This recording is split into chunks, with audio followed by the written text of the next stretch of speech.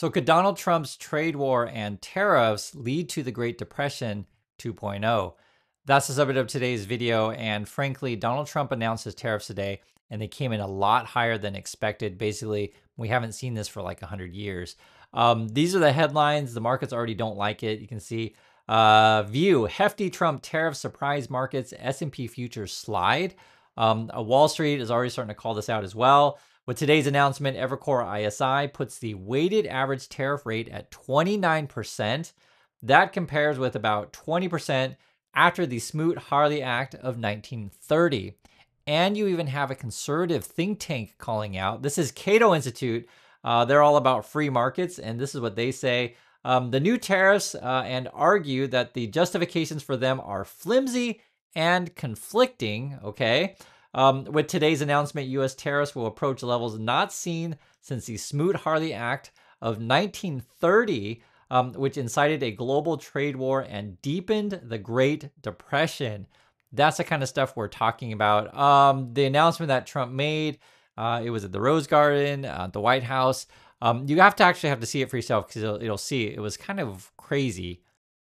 The tariffs will be not a full reciprocal. I could have done that, yes, but it would have been tough for a lot of countries. We didn't want to do that. I'd like to see the chart if you have it. Could you bring it up, Howard? This is our great secretary. So there's Howard Lutnick there, and I wanted to show you this scene because this basically shows the relationship that Trump has with his people. It's a mafia, it's a high school club. That's Lutnick bringing up the chart, which is kind of weird that they're having him do it. He's kind of like this court jester. Yes, master. Yes, master. What do you need me to do? Here comes Lutnick, Howard bringing in Lutnick. the chart. Thanks, Howard. What? So if you look at Not that, something you see every day. China, first row, China, 67%. That's tariffs charged to the USA, including currency manipulation and trade barriers. So 67%, I think you can. Now, this is actually important, and I've noticed a lot of outlets haven't talked about it yet. They're including currency manipulation in here. Now, usually USA does not call China currency manipulators, and that's on purpose. Here, they kind of include China in the currency manipulation chart, but not necessarily specifically saying China is doing it. So I'm not sure what the official statement from the White House is on that, but I did want to bring that up. And for the most part, see it. Those with good eyes, with bad eyes. We didn't want to bring, it's very windy out here. We didn't want to bring out the big charts because it had no chance of standing. Fortunately, we came armed with a little smaller chart. So it's 67%, so we're going to be charging a discounted reciprocal tariff of 34%. I think, in other words, they charge us, we charge them less. So how can anybody be? So those numbers are under question also. Let me show you guys this. They were talking to Scott Bessent, and this is why it's hard to follow the Trump stuff because they say a lot of different things and they lie a lot.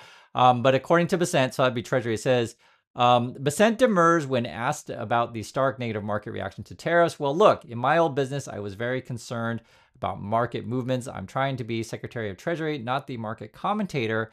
Then also says, Bessent confirms that too. Yes, China will see a 54% tariff. So that's 34%, which was announced today on top of the 20. It depends how you want to talk about, interest. Like, is it 20 plus 20 or 20 after you calculate the first 20 or 20, plus the 34 or whatever. So I guess it's 54% on China is what we're talking. A lot of these tariffs, when you talk about this stuff, is it, everything in a particular country? Are you talking about only certain products and certain, industries from particular countries? Are there any exemptions here? They actually showed a list of stuff. This is coming from the White House. If you guys want to look through all these things, you can. I'll just say it's quite extensive. And what's really stood out to me is like how many countries are listed on this thing. A lot of developing nations are on this. This stuff is hard to go through because, like, I'll give you an example. There's this one towards the bottom called the Heard and McDonald Islands. No relation to McDonald's that I know of. And I looked that one up because I was like, what is Heard and McDonald's Island? I guess this is a couple islands owned by Australia. If you guys are in Australia, you guys let me know what we get from this thing. No one lives there. It says population 0 as of 2000. So it's an uninhabited island we're putting tariffs on. So it's like a lot of stuff on here. I'm like, I don't know what to make of it, to be perfectly frank, because I don't know much about the herd in McDonald's Islands. It's not something I concentrate a lot. But that's the kind of stuff that Trump and Musk are up to. They're putting tariffs on all kinds of things. They're claiming victory, and then they're going to claim that's going to make you all rich and you're all going to get a bunch of jobs. Now you got this. Trump calls out J.D. Vance, and sort of it feels like a high school club. You'll see what I'm saying here. Watch. Be joined on this momentous occasion by Vice President J.D. Vance. J.D., thank you. Thank you. Where's J.D.? Where are you, J.D.? Thank you very much. Where are you, J.D.? No, that wasn't too hard to find. I was looking, you know, he likes to take a low-key attitude, so it'd usually be sitting right in front. He's gaining a lot of confidence, Mike, isn't it? And nearly my entire cabinet is here, as well as Speaker Mike Johnson, who's done an amazing job. And with See, like, what do you make of this? That's Trump and his team. We know a lot of them are incompetent. A lot of these people are, self-serving, and just the way they all behave, they have to like overclap. It's basically like a game show, and that's essentially what Trump is, right? He's a game show host.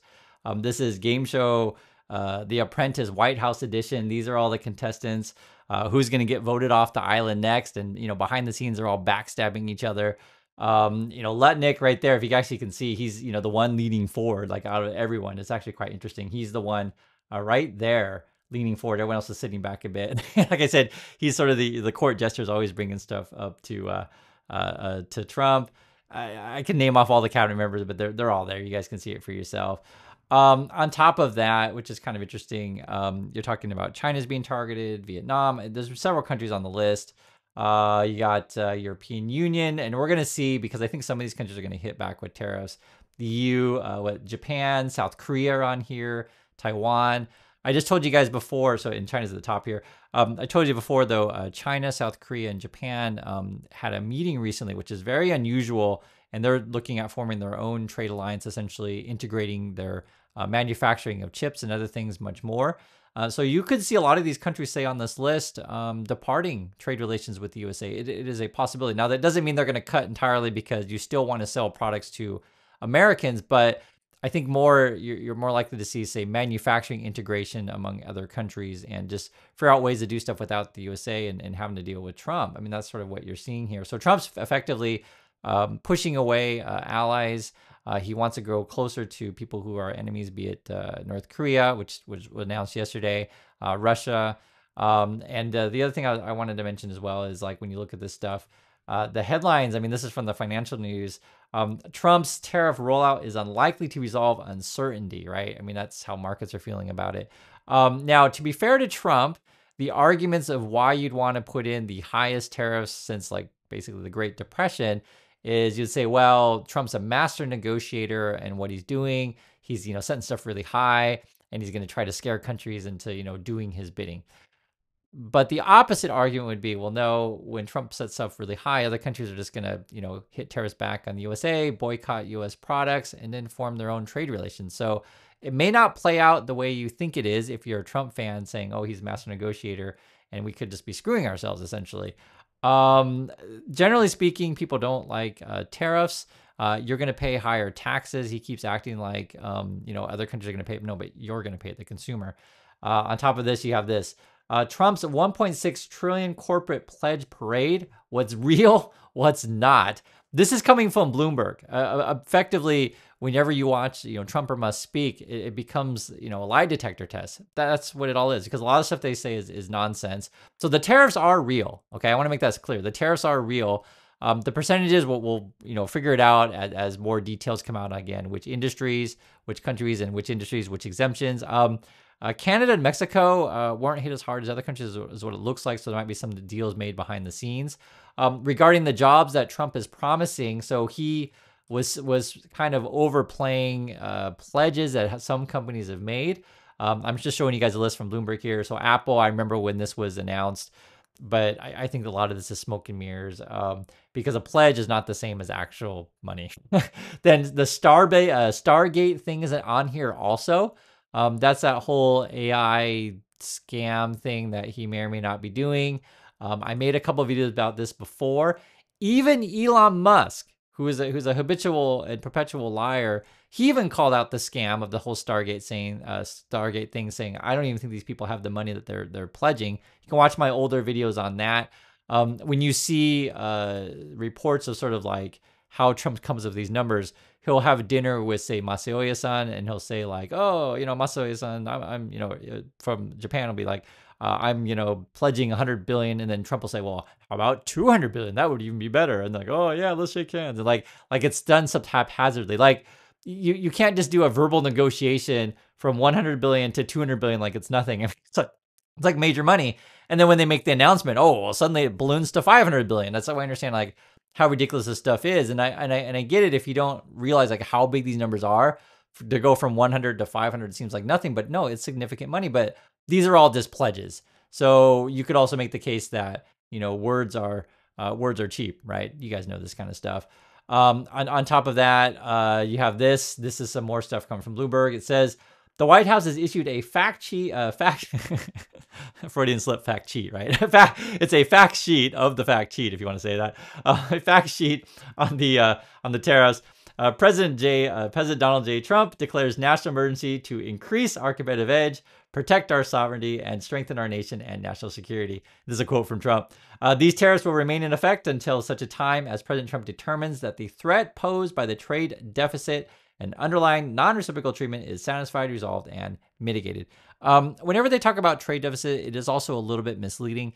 You have to remember, like, the USA is an extremely wealthy country, and so our consumers are going to buy all kinds of stuff from all over the world. So, for example, if they say, hey, we have a trade deficit with Vietnam, just for example, the USA is going to buy a lot more cars. We're going to buy a lot more clothes. We're going to buy a lot more, things than, say, the Vietnamese consumer. And so, yeah, we may have trade deficits with various countries. We buy more than they buy from us. And we can't necessarily expect them to buy, all these big American SUVs or wherever we're trying to sell them. Or maybe that is Trump's plan to scam everyone around the world. It's like, hey, if you want to trade with the USA, everyone has to buy a Tesla and Starlink and stuff like that. But I just want to say that like the trade deficit stuff is oftentimes a little bit misleading. So do be careful when they do talk about that stuff. And then there's a couple dates to watch. So please stay tuned. It says here, White House says higher tariffs take effect on April 9th. And then also says White House says 10% baseline tariff rates start April 5th. So you're looking at a stepped up move. And then whether or not other countries will make announcements on, the reciprocal tariffs and then Trump will, hit back, et cetera, and we go into a crazy trade war. At the end of the day, though, the average person will lose, as I said many times, because this trade war and tariffs are a tax on you. You're going to end up paying for it. That money's then going to go into the slush fund. They're calling it the sovereign wealth fund. And then that money will get funneled to Musk and his buddies. I just want to make it really clear so you guys understand where the money is going. Trump's going to make the case that it's going to create a bunch of jobs. I'll be fair on this.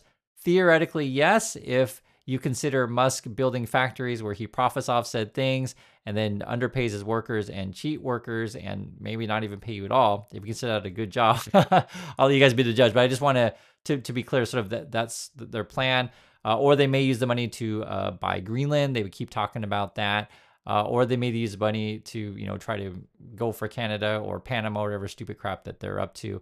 It's hard to keep track because they say a lot of stuff all the time. And that's why I show you their dynamics. Because when you see it, because it's different than reading and seeing, when you see basically the court gesture guy, oh, here's your chart master. And then you see them all clapping, oh, I'm JD Vance. You'll realize like, oh my God, these people are insane. So that's what's up. I want to hear your thoughts, and I'll catch you on the next video.